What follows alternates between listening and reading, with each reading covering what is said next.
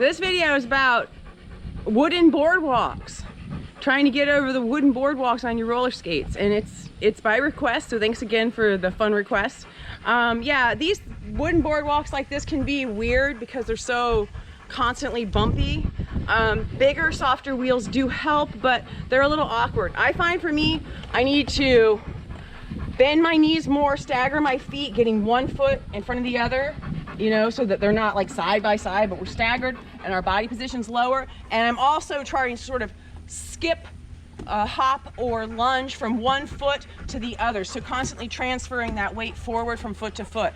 I will try to demonstrate that going away, up the boardwalk and coming back. So here we go.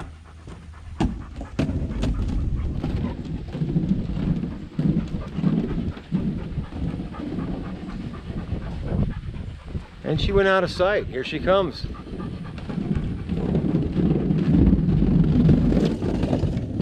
You can also do another little thing where you kind of pop off of your toe stop while you're skipping, hopping forward.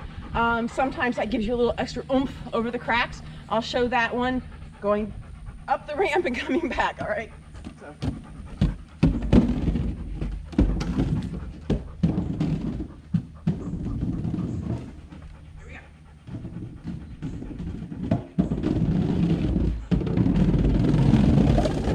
Why do you use your toe stops to do that?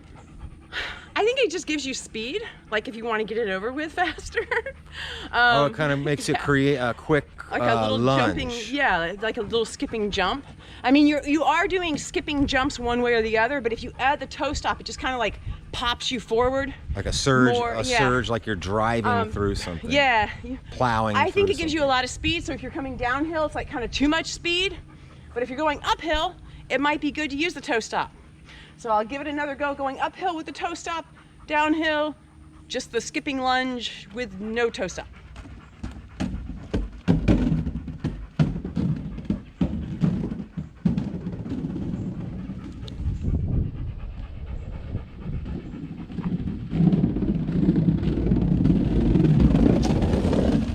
So that's how I do wooden boardwalks. They're not the easiest thing. They are a challenge though.